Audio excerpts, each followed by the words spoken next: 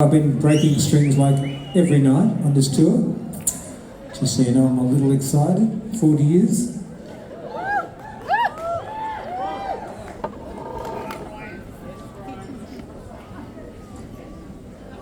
Close enough. Where do I start?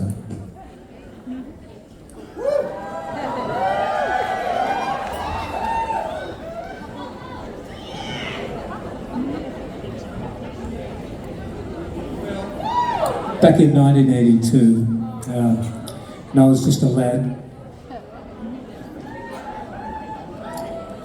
Lost an eyelash. And I was just a lad, as I said, and I started Pseudo with Pierre and Tony Lugton. I'm grateful that I met up with, and we found this sound.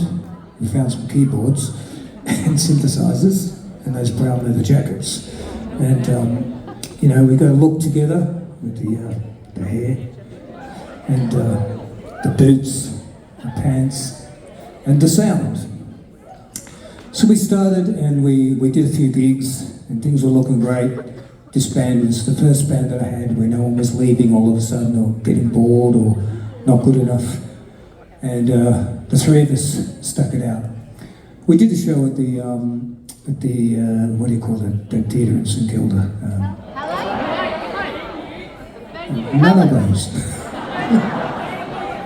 The shittier one, the Astor.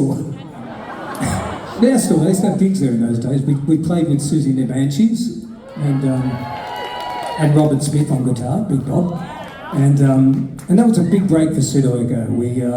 We did that show and we realised things were looking up for Suits, but we needed something else because we were just two keyboards, me and my little guitar, and that was it. It was a drum machine, you just pushed a button and it did like that. It was all neat and nice and easy to back up. But we needed a drummer, so I remember this guy, this crazy guy that I knew from this band called the Asthmatics, and he lived out in the suburbs with me, in the northern suburbs of Coburg he lived in, and so they're a bit tougher than where I came from, but never mind, So I got this guy, Anthony Aguero, and he came and there was no real audition or anything. Anthony, we knew it was a given that he was the guy, and he'd already heard about the band and heard our stuff. We sort of changed numbers at a Battle of the Bands once, and so that was cool.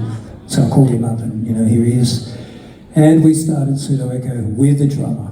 It was a big step up for Pseudo Echo, and the gig started filling up, and it was looking good. And then one day we're doing this show, and lo and behold, Molly bloody Meldrum turns up.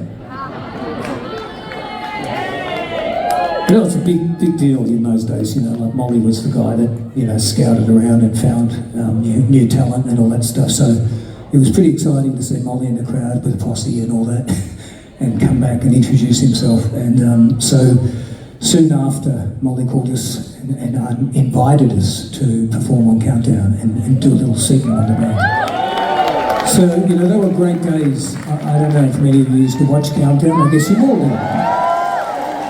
Apparently everybody did. So I used to watch it. And so it was pretty incredible that he invited us to put us on the show, and soon after there we signed a deal with EMI Records and released our first single, which we're going to play for you right now. So if you know this one, you're with us right at the beginning. Thank you.